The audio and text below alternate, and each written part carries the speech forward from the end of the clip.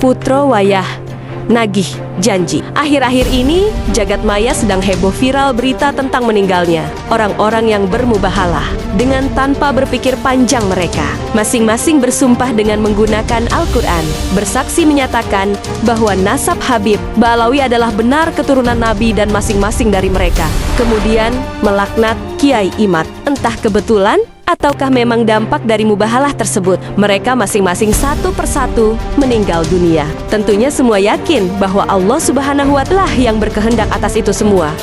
Malam hari ini pertama yang akan saya bahas tentang itu, bahwa memang mubahalah itu awalnya itu terkait tentang nasab.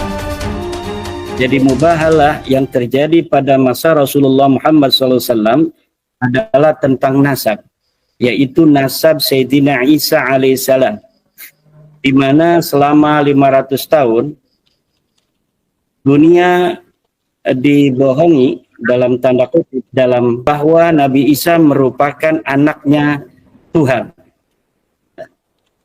Jadi nasab Nabi Isa adalah anak daripada Tuhan. Kemudian setelah 550 tahun kurang lebih, datanglah kebenaran bahwa Nabi Isa bukan anaknya Tuhan.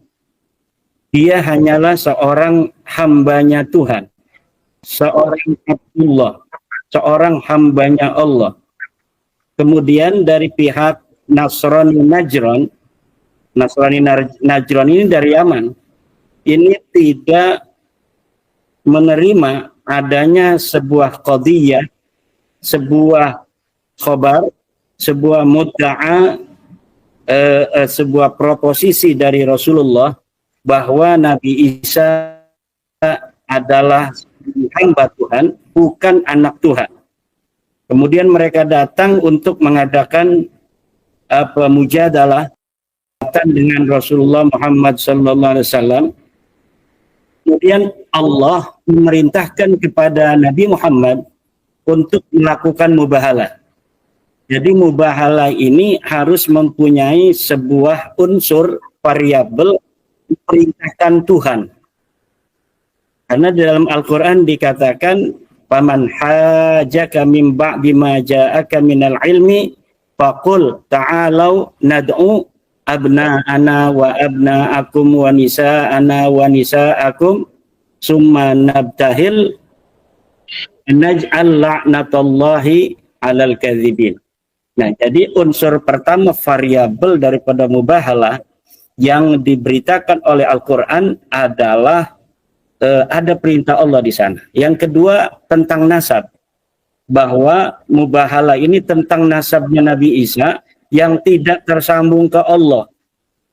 Diberitakan oleh Rasulullah bahwa nasabnya Nabi Isa ini tidak tersambung ke Allah. Dia hanya hambanya Allah. Kemudian orang Nasrani Najran ini tidak terima bahwa nasabnya Nabi Isa tidak tersambung ke Allah. Kemudian mereka diajak mubahalah oleh Rasulullah Muhammad SAW. Di dalam hadis-hadis dikatakan, seandainya orang-orang Nasrani Najran ini menerima mubahalah itu, kata Rasulullah dalam sebuah hadis, sesungguhnya aku telah diberitakan bahwa mereka semua akan hancur lebur, mereka semua akan mati. Ya, begitu kira-kira apa yang diberitakan oleh Rasulullah Muhammad SAW. Dan kemudian memang tidak sampai terjadi mubahalah dari orang-orang Nasrani Najran ketika ditentang oleh Rasulullah Muhammad SAW.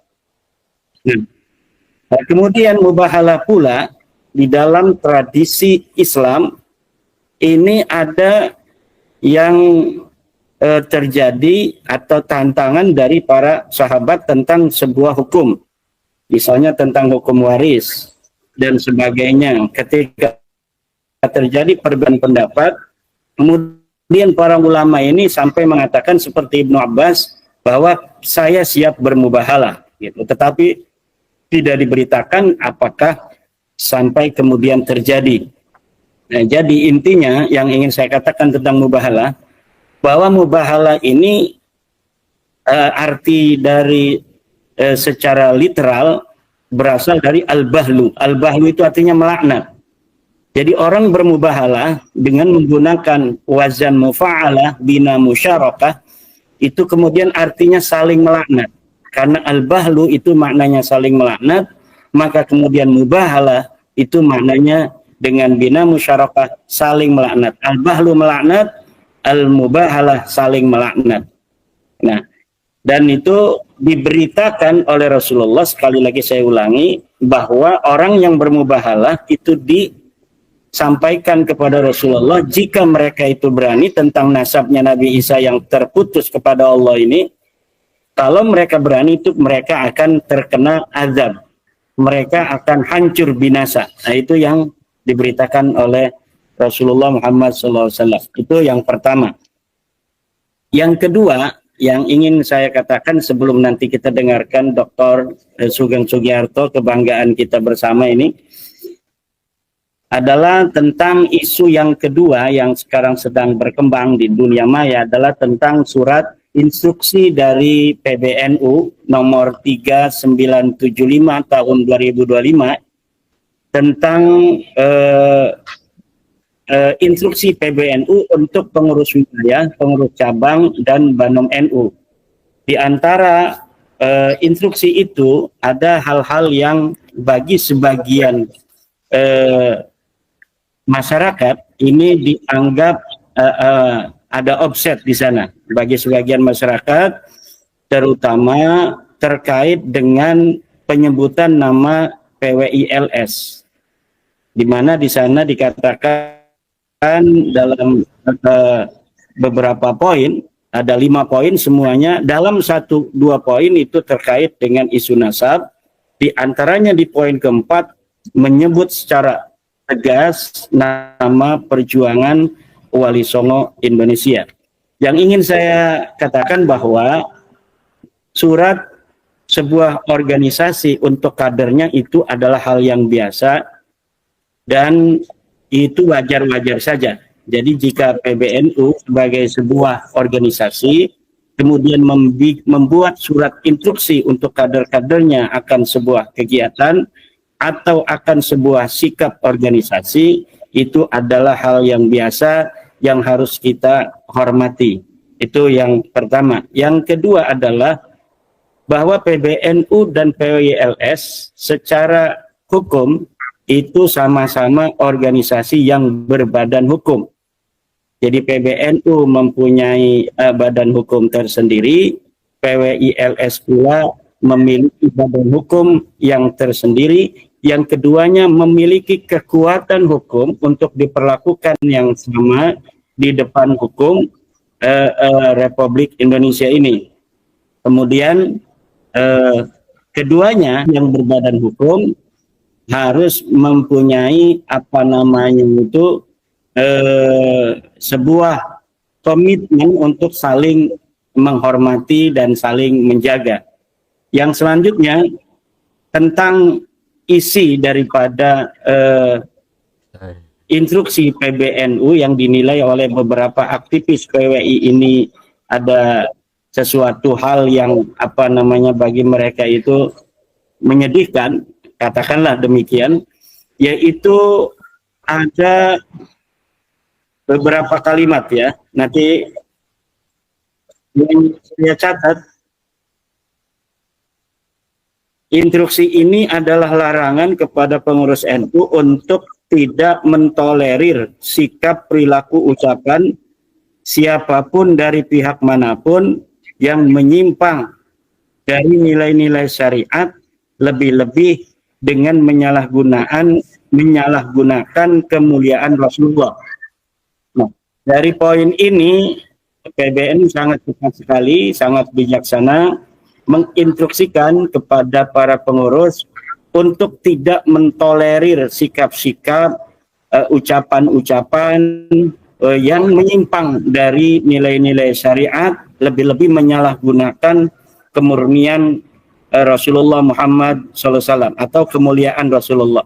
Dan ini tentunya bagi kita telah mengetahui bahwa yang selama ini selalu membawa narasi-narasi tentang Rasulullah adalah dari klan Ba'alwi. Jadi sebenarnya PBNU di dalam hal ini yang paling dijadikan titik berat dari poin yang ketiga ini adalah klan Ba'alwi. Untuk kepada kader NU tidak mentolerir dari oknum-oknum Ba'alawi yang senantiasa membawa-bawa nama Rasulullah untuk kemudian digunakan kemanfaatannya untuk pribadi dan kelompok mereka, membawa-bawa nama Rasulullah, kemudian dengan membawa nama kemuliaan Rasulullah itu mereka mengambil manfaat dari sana. Jadi PBNU menginstruksikan kepada kader-kadernya di seluruh Indonesia untuk tidak mentolerir Ba'alawi yang senantiasa membawa-bawa nama mulia dari Rasulullah Muhammad SAW. Ya, jadi kalau yang saya pahami dari instruksi itu demikian. Walaupun saya, walaupun sebagai wakil ketua dari Perjuangan Wali Songo Indonesia, memahami kader-kader PWI di bawah yang mempertanyakan tentang instruksi PBNU itu. Nah, tetapi di dalam kacamata saya ketika mencermati dari instruksi PBNU itu, dari poin ketiga ini jelas sekali pembelaan PBNU terhadap warga NU, terutama kader-kadernya, untuk tidak tertipu oleh orang-orang yang menggunakan nama Rasulullah untuk kepentingan pribadi dan kelompok mereka. Kemudian ini yang dipermasalahkan oleh para kader-kader PWI di bawah, yang perlu saya membantu PBNU untuk menjelaskan maksud PBNU. Walaupun nanti ini bisa dibantah kalau apa yang saya katakan, yang saya tafsirkan ini kemudian ada beberapa yang tidak pas dengan PBNU. Di dalam poin 4, instruksi PBNU itu dikatakan setiap pengurus dan kader NU berkewajiban mencegah perpecahan, tafaruk, dan mendamaikan pertentangan, serta melepaskan diri dari keterlibatan dalam pertentangan mengenai nasab, baik keikutsertaan dalam silang pendapat yang meninggikan nasab, yang meninggalkan adab, maupun keikutsertaan dalam perkumpulan dan organisasi yang sengaja dibentuk untuk menjalankan permusuhan terkait masalah nasab seperti PWILS maupun yang berseberangan dengan PWILS. Yang berseberangan dengan PWILS siapa? Rabita Alawiyah, Maktab Daimi, FPI, Jatmanya Pekalongan. Itu yang bertentangan dengan PWILS. Jadi poin keempat itu bukan khusus untuk PWI, tetapi juga seluruh kader NU tidak boleh berada di pihak Rabita Alawiyah, tidak boleh berada di pihak FPI, tidak boleh berada di pihak Jatma, tidak boleh berada di pihak Maktab Daimi. Ini tentunya instruksi yang gelontorkan oleh PBNU terkait dengan sebelumnya ada beberapa kader-kader NU bahkan di PBNU yang ikut-ikut membela nasab Ba'alawi. Ada Gus Fahrur, ada Gus Nusron, ada Gus Faiz, ya kan, yang ikut serta di dalam perdebatan nasab ini. Nah, sekarang dengan adanya surat PBNU ini tidak boleh lagi ada kader-kader NU baik di tingkat pusat seperti nama-nama yang telah saya sebutkan maupun di tingkat wilayah dan tingkat kabupaten yang membela nasab Ba'alawi. Jadi ikut serta di dalam kegiatan PWI juga itu diinstruksikan tidak boleh, begitu pula ikut serta di dalam organisasi Rabita Alawiyah, organisasi FPI, organisasi Jatma, Maktab Daimi, atau organisasi habaib lainnya. Ini tidak boleh oleh PBNU dari surat instruksi yang pada kemarin tanggal 2 itu dikeluarkan oleh PBNU. Nah, jadi ini yang kurang menjadi perhatian oleh para kader-kader PWI di bawah, bahwa PBNU ingin menempatkan dirinya sebagai wasit yang adil, tidak ingin berpihak dalam masalah nasab ini. Dan ini dengan adanya instruksi PBNU ini menegaskan bahwa framing-framing atau sebuah pandangan-pandangan dari beberapa pihak yang menyatakan bahwa PBNU lebih memihak Ba'lawi ini terbantahkan oleh adanya instruksi PBNU ini, bahwa PBNU menempatkan dirinya tidak ikut campur di dalam mendukung atau menolak dari nasab Ba'lawi. Tetapi PBNU mempunyai kepentingan untuk mengislah datil bain itu agar tidak terjadi perpecahan di antara masyarakat. Nah, saya tidak tahu nanti langkah-langkah seperti apa konkretnya yang akan dilakukan PBNU untuk menerjemahkan agar tidak terjadi perpecahan itu. Apakah nanti diinstruksikan atau diminta Ba'lawi untuk tidak lagi mengaku-ngaku sebagai keturunan Nabi di hadapan masyarakat Indonesia? Mungkin seperti itu, atau nanti minta kepada PWILS untuk tidak lagi membahas nasab Ba'lawi. Jadi di satu sisi mungkin nanti PBNU akan meminta kepada Ba'lawi seluruh Indonesia tidak lagi mengaku sebagai cucu Nabi karena memang tidak terbukti secara ilmu nasab dan tes DNA. Juga nanti diminta untuk perdamaian itu dari PWI juga tidak lagi untuk mempermasalahkan nasab Ba'lawi karena Ba'lawinya sudah tidak lagi mengaku sebagai keturunan Nabi. Mungkin nanti seperti itu yang saya pandang dari surat PBNU itu. Nah, kemudian tentang tes DNA, ada sebelum nanti diterangkan oleh Dr. Sugeng, ada framing-framing bahwa tes DNA ini hanya tentang nasab Ba'lawi yang putus dan mustahil secara DNA ini hanya diungkapkan oleh Dr. Sugeng Sugiarto dari Indonesia.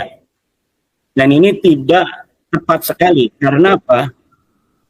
Tentang nasab daripada Ba'lawi yang tidak tersambung secara DNA kepada Rasulullah, ini sudah banyak dibicarakan oleh pakar-pakar di Timur Tengah juga. Saya bisa menyatakan bahwa para pakar-pakar ulama-ulama di Timur Tengah itu lebih dari 10 orang yang saya ketahui sudah menyatakan bahwa orang Arab itu berhaplogrup J1 dan keturunan daripada Rasulullah juga berhaplogrup J1. Di antaranya yang menyatakan bahwa orang Arab harus J1, satu pakar DNA Profesor Ubaidillah menyatakan DNA Arab adalah J1. Lihat dalam kitab Muqaddimah fi Ilmil Ansab halaman 189. Dua, Profesor Ali bin Muhammad As-Sakhi, DNA bangsa Arab adalah J1. Lihat juga di kitab Muqaddimah fi Ilmil Ansab halaman 189. Tiga, Umar bin Abdul Aziz menyatakan bahwa DNA Arab adalah J1. Lihat, masih ada di YouTube. Kemudian Profesor Dr. Abdullah As-Suaibi menyatakan DNA orang Arab dan DNA daripada keturunan Rasulullah adalah J1. Lihat di dalam yemenisport.com. Kemudian Dr. Hadi Amili menyatakan bahwa keturunan Rasulullah Muhammad SAW itu J1. Lihat di web Quraisy dan Bani Hasim Project. Kemudian keenam, Dr. Adil Hasan Al-Husain. Lihat di Jihad.net menyatakan hal yang sama bahwa haplogrupnya bangsa Arab adalah J1. Kemudian Dr. Adil Asram ada menyatakan bangsa Arab dan keturunan Nabi Muhammad adalah J1. Kemudian Dr. Abdullah Al-Arraji, Adnan Khamjan, Umar Al-Syarif Al-Jammazi, Said Hussein Al-Alawi. Ya, dari nama-nama yang saya terakhir disebutkan ini terdapat dalam family tree DNA. Ini ada 11 minimal yang saya baca dari artikel-artikel mereka menyatakan keturunan Nabi Muhammad, keturunan Arab itu berhaplogrup J1. Ini adalah ulama-ulama Timur Tengah, dan orang yang hari ini mengaku keturunan Nabi Muhammad Sallallahu Alaihi Wasallam, tapi haplogrupnya bukan berhaplogrup J1 seperti Ba'alawi yang berhaplogrup G, mustahil sebagai keturunan Nabi Muhammad SAW, dan orang yang mengakuinya, masih mengakuinya bahwa mereka adalah keturunan Nabi Ba'alawi ini dengan ada hasil tes DNA yang menyatakan sama sekali mereka bukan keturunan dari bangsa Arab, maka menurut saya ini termasuk orang-orang yang menyakiti daripada Rasulullah Muhammad SAW.